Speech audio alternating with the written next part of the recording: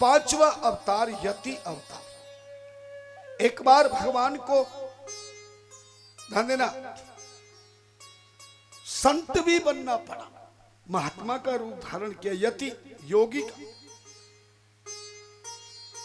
एक आहू का नाम के भील और भिलनी जंगल में कुटिया बना करके रोज शिव जी की पूजा करते थे। उनकी परीक्षा लेने के लिए भोलेनाथ ने यति का, योगी का, संत का रूप बनाया। रात्रि के समय पहुंच गए कुटिया के सामने, कहा कि मैं रात्रि को यहां विश्राम करना चाहता हूं। भील भिलनी भगवान शिव के परम भक्त थे। आए वे संत का सत्कार किया, प्रणाम किया, अपनी कुटिया के अंदर संत को सुला दिया, क्योंकि छोटी सी कुटिया थी, ज्यादा बड़ी नहीं थी। और खुद पति पत्नी दोनों कुटिया से बाहर सो गए। भगवान शिव ने परीक्षा लेने के लिए आहू को, अपने नांदिया को शेर बनाकर उसी की मृत्यु करा दी। शेर के रूप में नांदिया ने आहूक उसके पति को खा गया। मांस का लोथड़ा देखकर सुबह आहू का रोने लगी।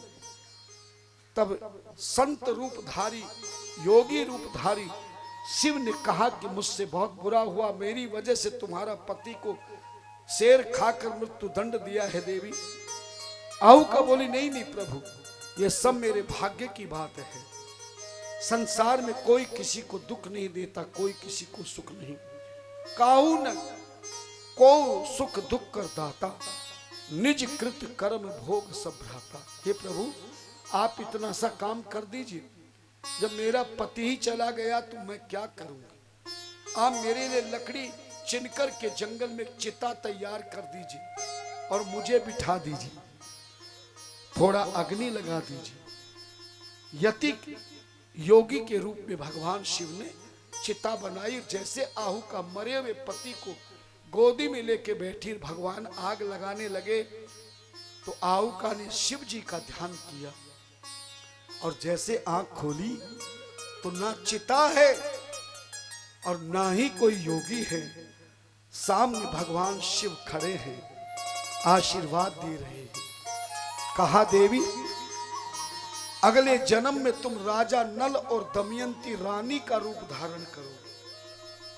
शनि की सारस्वती के कारण तुम पर कष्ट आएगा, और जिसके घर का भोजन करोगे उसका राजा की रानी का 9 लाख का हार खूंटी गायब कर देगी।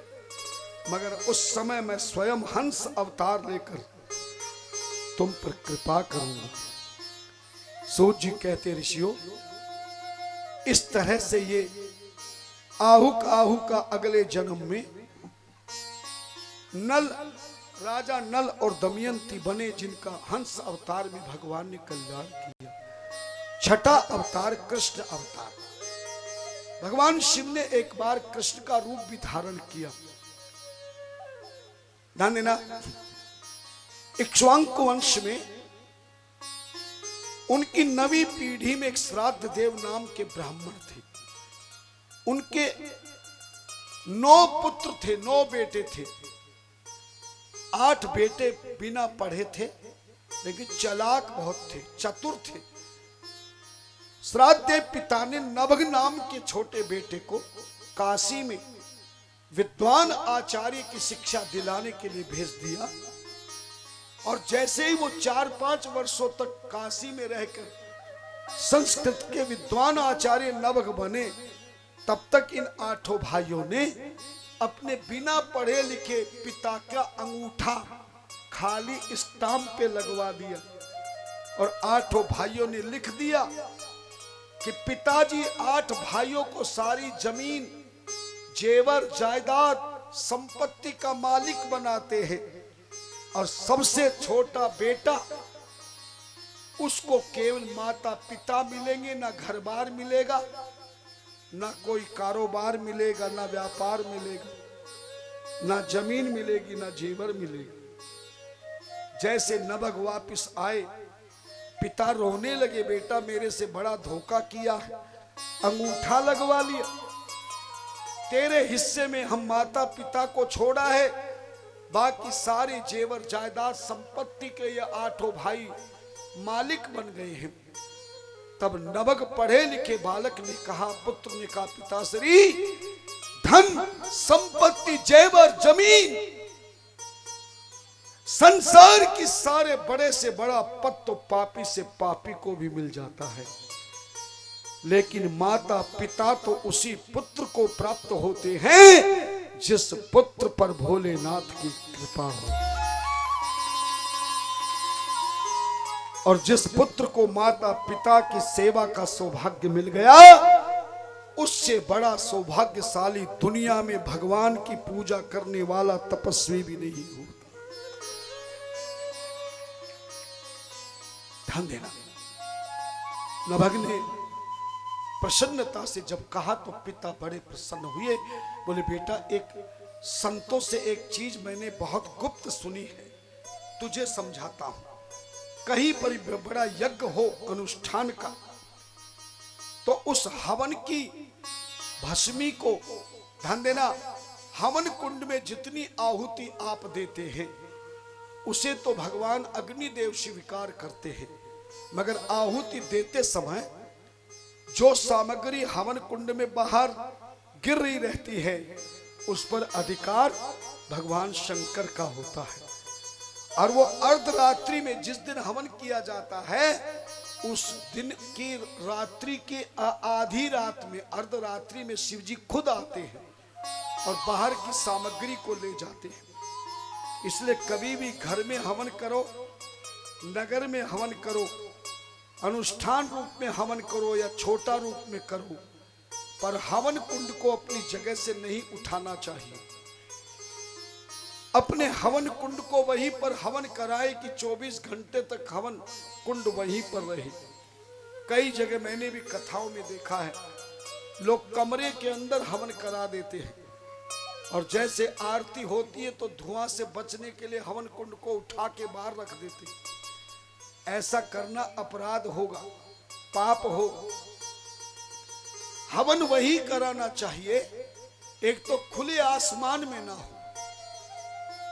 जहां हवन को कराया जाए तो ऊपर कपड़ा बांधा जाता है, चंदोवा। खुले आसमान में कभी हवन नहीं होता।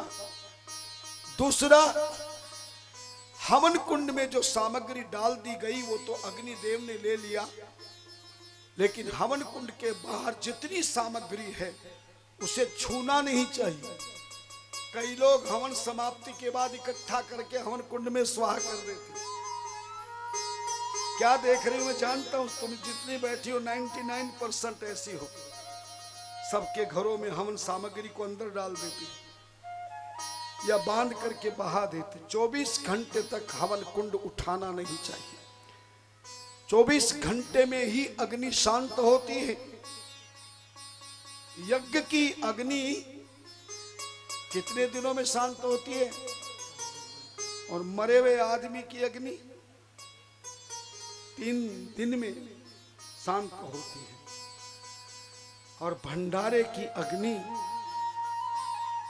24 घंटे में शांत होती है। ध्यान देना। नवक को बताया पिता के द्वारा। एक बार वो काशी में बहुत बड़ा यज्ञ करने गए।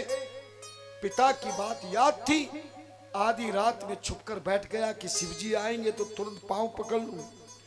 लेकिन भगवान शिव ने परीक्षा लेने के लिए कृष्ण भगवान का रूप धारण किया। जैसे कृष्ण के रूप में शिव ले जाने लगे, नवक ने टांग पकड़ ली। बोले, खबरदार, तुम्हारा हिस्सा नहीं है। मेरे पिता ने बताया था इस सामग्री पर किसका हिस्सा है? बोलो, शिव का हिस्सा है। भगवान शिव के अलावा मैं किसी को नहीं ले जाने दूंगा। इंद्र ने बहुत लोभ दिया कि तू मुझे सोना ले ले, चांदी ले ले, महल ले ले। पर जो ब्राह्मण लोभ में धन के प्रति भाव रखता है, उस ब्राह्मण को फिर ज्यादा यजमान नहीं मिलते, ज्यादा सम्मान नहीं मिलता है और ज्यादा ज्ञान भी नहीं मिलता है। ब्राह्मण वही है जो जिंदगी में हमेशा यजमान का कल्याण चाहने वाला हो। लेकिन यजमान भी सच्चा वही है जो ब्राह्मण को दिल खोल के दक्षिणा देकर आशीर्वाद प्राप्त करता है। आज ब्राह्मण भी हट गए, जहां देखो ब्राह्मणों की कमी है। ब्राह्मणों के बच्चों ने अपने कर्म छोड़ दिए, क्या करें? वो अपना पैंट कोट पहनने लग गए,